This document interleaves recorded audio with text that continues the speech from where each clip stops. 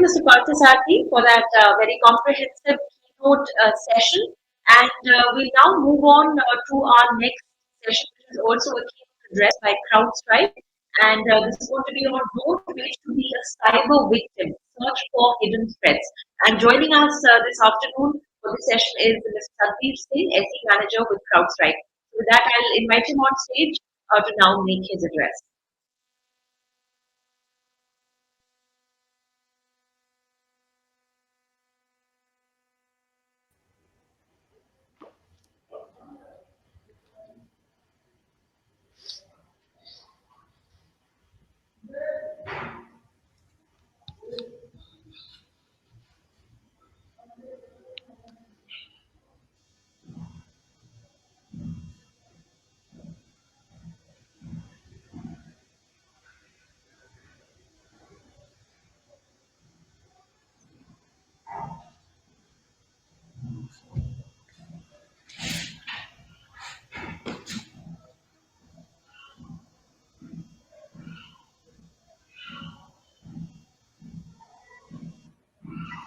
Mr. Singh, you can start. Okay, thank you. Yeah. Welcome everyone. In the next 15 minutes, what we are trying to cover is to give you a perspective of why technology cannot protect everything and why we don't need to wait for a cyber victim, become a cyber victim. What is it that we can do proactively to take care of many of the scenarios which we have started seeing over the last few years? The agenda that I have for today is the importance of speed that we're going to start up with. Then we'll dwell a bit deeper into introduction to the threat hunting, the key to threat hunting success, one case study, and some of the key takeaways. So with that, let's start up the session for today. So as I begin with, that technology cannot go and stop a breach for you, right? So what is it which is important to take care of? And one of the biggest examples that we would see for this is the recent log4j. It has been creating lots of noise in the environment, and specifically if we'll talk about this, it's so huge that after almost 4 to 5 years, actually after the heartbleed vulnerability which came out about 4+ years back, this is the major one. What is Log4j? It's a popular Java module that handles log files as they are created by workloads, mostly servers. When we look into lots of end user interactive applications on the front end side to get user experience details, to get other telemetries around the data, there's a file which calculates where the user is clicking, what it's trying to do. Have you started with your presentation because it's not visible? So could you just screen share your presentation? Yeah, it's not visible. I'm sharing it. Okay, just a sec. I will reshare.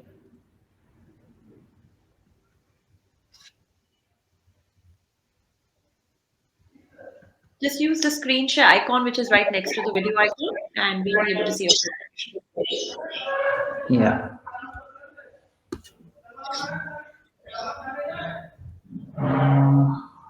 I'm clicking on that, but it's not giving me anything right now as an option. It came a minute back, but now it's not. Yeah, I got it. Okay, so I'm going to hit entire screen and I'm going to hit share. Let me know if you can see it, but my voice was coming, right? Yeah, very much. You're pretty much audible. It's just that we can't see your screen. Okay, so do I need to start from the beginning as I share, or continue from where I left? Whatever you're comfortable with, but as long as, I mean, we can, all our audience see your presentation. Okay, can you see my screen now? Not yet. It's saying in the app that it is showing it. Yes. See it now? You can see it now, right? Can you see Yes. my Now, screen? yes, you can begin. You can continue. We can see your presentation on the screen now. Okay, great. Sorry, guys, for a bit of technical glitch. I think we are back. So let's quickly start with the agenda. We are gonna go and cover the importance of speed In cybersecurity, what are the capabilities of threat hunting as an introductory form. Then we are going to go and talk about the key to threat hunting success, a case study, and some of the key takeaways. Technology cannot go and stop all the breaches, and it was pretty evident when we looked into the recent Log4j vulnerability that came out. Lots of people are calling it log shell as well because it goes and provides you shell access to a system with which any attacker can literally do anything on a system once he gets that shell. When we look into this specific vulnerability, it's in the Java module of Log4j, which is a very popular module. It's available as an open platform, and it's been widely used in lots and lots of enterprise-based products. And because of that, lots of companies are actually impacted by this. We have started seeing that this vulnerability actually came in somewhere in November. There have been two releases after that, and actually an exploit came on 9th of December in the wild. And as the exploit came, lots and lots of attackers, not just the novice but nation state, have started using this vulnerability. It's so serious that everyone has to go and patch it at priority. Literally, attackers can do anything, and we're seeing lots of examples of it, starting from basic crypto mining kind of attacks to nation state level threat actors making use of it to set up reverse proxies and other activities in the customer's environments. Recently, we have done one service engagement for one of the customers. Uh, Sorry, it was not a customer of CrowdStrike. We just went in and did a service engagement there.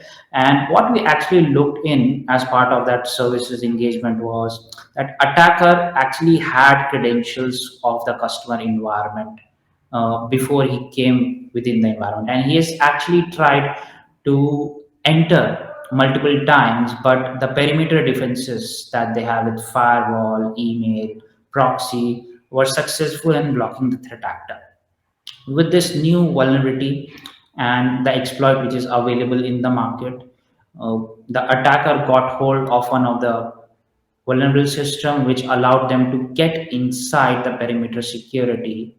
The moment they get onto one of the systems, they used web shell and used RDP with the credentials, which was definitely unchallenged, and that allowed them the access to Exchange server. Now, as the attacker moved to the Exchange server, the attacker actually dumped the credentials on the server, and that provided him complete access to the domain kingdom, which was out there. Now, what's interesting to see here is the speed of the entire attack. The attacker was successful in dropping a web shell and then holded on to the attack for about 24 hours, didn't do any activity at all. But after 24 hours, the moment they got onto the system, they immediately started executing commands, and it just took them about 7 minutes to dump the credential and move laterally in the wild within the environment as a normal user. We have seen prior instances with lots of nation state activities where it was close to about 18 minutes, the fastest that we have seen. But with this specific vulnerability, 7 minutes, it's one of the fastest that we have seen so far. If we look into the attack kill chain, after the initial access, adversary interacted with the web shell to get the command and control, and then adversary used credentials with the valid accounts, and that allowed them to go and have a lateral movement to one of the exchange servers using an RDP. Uh, then they used the ingress tool transfers to drop credential theft tools and then actually dump the entire tools, all of it within 7 minutes of time frame. Now, if you look into the series of activities and with the vulnerability which is out there, first of all, we don't see any solid prevention which is out there, which means the right answer to take care of this is to go and patch. But you cannot go and patch all of it in one single go. So, what is it which is out there that can really help you? And the answer to that is threat hunting. Threat hunting can look into these kind of attacks proactively. Threat hunting can go and understand the problem. And we can look into these problems at all of these various stages where we can collect visibility through logs and we can act on it quickly. When you look into the initial access, command and control, and the file dropping, it's the execution which is taking place there. During the adversary using the credentials and doing the RDB, it's the identity which is taking part in that. So one thing which is very interesting that we saw here was a very closed loop use of both the identity part and the execution part through the adversary. So when we look into these kind of programs through adversaries, it's pretty evident that we need to have rock solid visibility in each of these areas. As you get these visibilities, the threat hunters and the program that you have would go and help you take care of these kind of problems. Usually, when we look into the last 12 months, at an average, we see any e-crime threat actor taking about 1 hour 32 minutes to start laterally moving in an environment. And this is the point which is the most critical point in cybersecurity, to limit the spread of an attack. Right? As the attack spreads wider, it becomes a more complicated problem. So the best way to take care of it is at the very first instance. E-crime threat actors take about 1 hour 32 minutes, whereas the fastest nation state adversary that we have seen at an average take about 18 minutes to get to laterally spread in an environment. So if we want to stop a breach, we have to be faster than them, which means we need to have a threat hunting program which not only goes and looks into the analysis, hypothesis, and other aspects of threat hunting, but it has to happen at a speed. Speed is one of the most critical element when you're dealing with nation states, e-crime threat actors. You need proactive threat hunting that uses skilled people to see and stop advanced attacks. These people should have enough experience in dealing with nation states, dealing with e-crimes. They should be constantly engaged over a period of time to know what's going out there in the world, and that is where TI can further help them. When we look into the basics of threat hunting, there are three aspects of it in which you can do a threat hunt. One is statistical analysis, hypothesis testing, and retrospective indicators. In statistical, we look into the logs and try and understand how our environment normally behaves. And if the stats around that normality changes, then it gives you an opportunity to look into what's changing. Is it an adversary which is trying to do something here?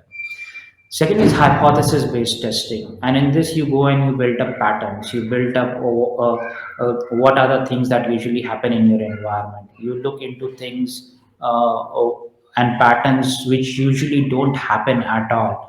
And you go and you hypothesize based on that. And you build your hypothesis, which allows you to have a constant understanding of your environment and patterns and ways in which a specific thing can be misused. Third is retrospective indicators, and this is where you can make use of threat intelligence. You can make use of previous analysis of what's happened within the environment. This is what helps you with the atomic searching capability and IOCs from third party intels, that lets you know that something wrong has happened, and that provides you the initial breadcrumb to go and further investigate. These are the attacks which you specifically need to take care of, because technology in itself may not be very successful in dealing with these kind of things. These are highly stealthy attacks. There are lots of active intrusions that goes on across the globe. Hands-on keyboard activities, where in majority of the cases adversary is not using any malware at all. They're not using any bad CNC communications or any bad IOCs are there in play. They're making use of trusted tools which are built up as part of operating system. and trying to see how these tools can give them the information that they need or execute something based on their malicious intent and motives. The whole idea of looking at a threat hunting is pretty big, right? And usually, when you look into starting a threat hunting program, it's not that easy. When we see the amount of logs which are coming up, which needs to be analyzed, we need to have a very structured and focused way in which we need to deal with all of these things, because out of millions and billions of activity logs which are out there, there may not be a single malicious activity, and in some cases you might hardly see one, right? So it's a high effort activity in which you would see outcome in very very rare cases with a possible attack. But this is something which is very important, because what you're trying to do with threat hunting is you're finding the rarest of the rarest thing. It's 1% of one of the activities which are happening within the environment, uh, and that we need to go and analyze much in detail. So the 6 steps which helps us to understand how we need to go and build up this entire program is sense, enrich, analyze, reconstruct, communicate, and hone. We call it search in short form. So let's look into each one of them and dwell a bit deeper. When we talk about sense, the whole idea to understand your visibility, right? How do you understand that something is actually happening in an environment? This is where you need logs. This is where you need lots of information coming up from lots of different sources. CrowdStrike today gathers somewhere around 3 trillion plus events on a weekly basis from millions of endpoints, that allows us to have that global coverage of understanding what's happening at a global layer. Now, once you have so many logs, it's humanly not possible to go across each one of them and go and analyze it. So you need to set up some approaches towards automation for this, right? And in this, you can make use of threat intelligence. You can make use of proprietary tools that dissect basic activities. You can make use of some interesting data graphs that can go and store data from all the different ways.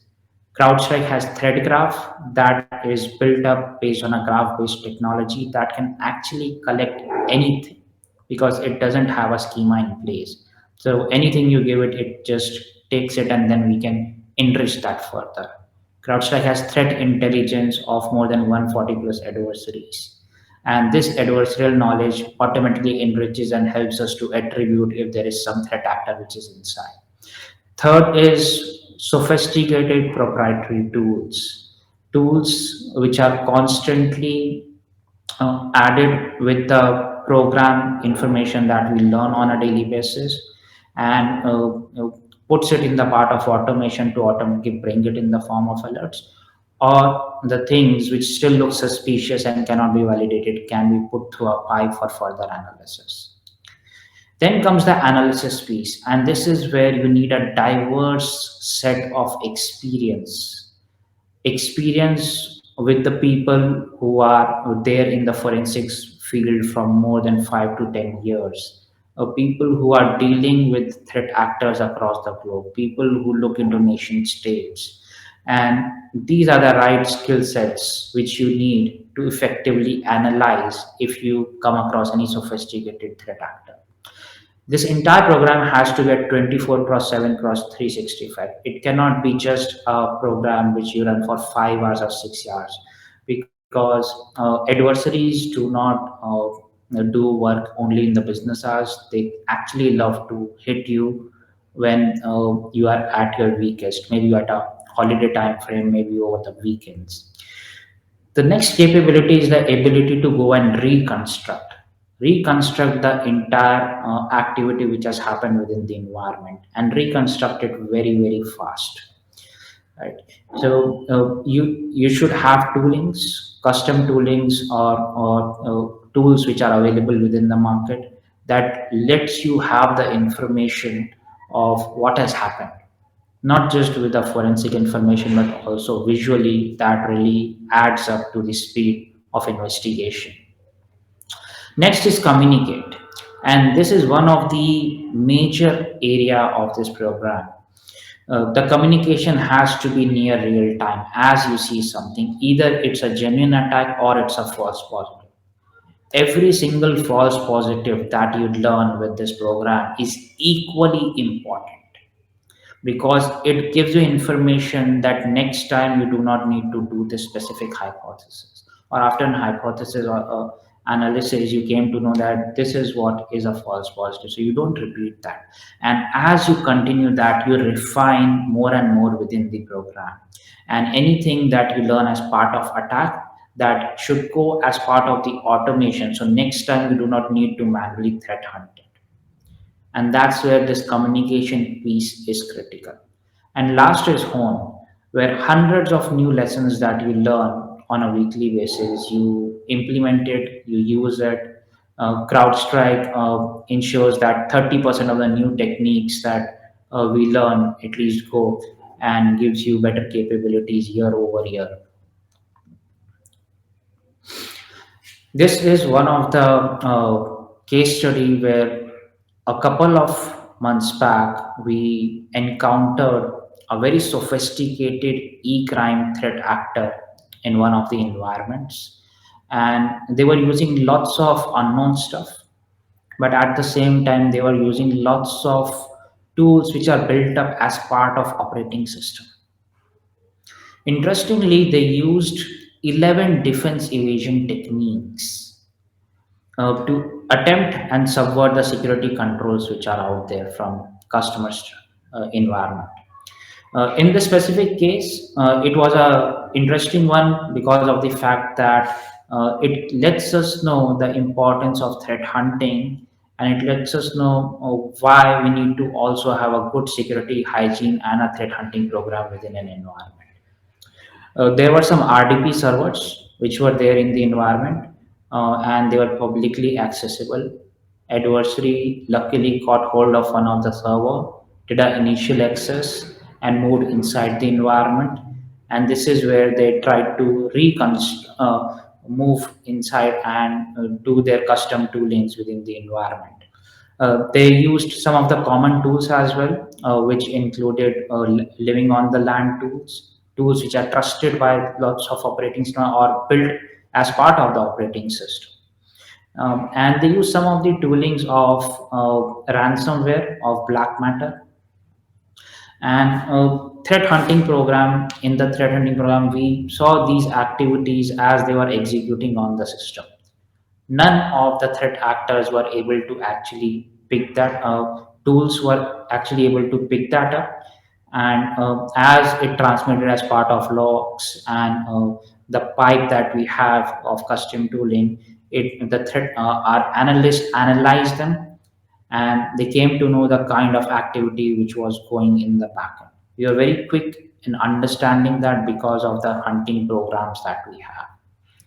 Now, if you look into the overall key takeaways from this hunting program, there are five major areas of it. The first, threat hunting helps you with the last best line of defense against rapidly evolving adversaries, right? It doesn't have to be just for the during the business hours. It should be round the clock, 365 days, 24 cross 7. Speed is one of the most critical area of it. We need to have tools in place which can execute things at speed, can take care of the scale, and the program has to be consistent across. The fourth is structured and repeatable workflows are the key to threat hunting. And if you can't do this in-house, partner with one of the provider that can. CrowdStrike helps you in each of the case. Either you are doing in-house threat hunting or you are making use of one of the partners. We add value with proactive threat hunting efforts to give you best of the specialized data, intel tools to battle with any of the nation state adversaries as well. So, in the end, I'll leave you guys with the statement that your ability to defend advanced cyber threats rests almost entirely on the understanding of the problem. CrowdStrike has stopped 75,000 intrusions last year alone, right? And we have been very, very successful in dealing with intrusions over the years. We can take care of this problem for you. Thank you and have a nice day.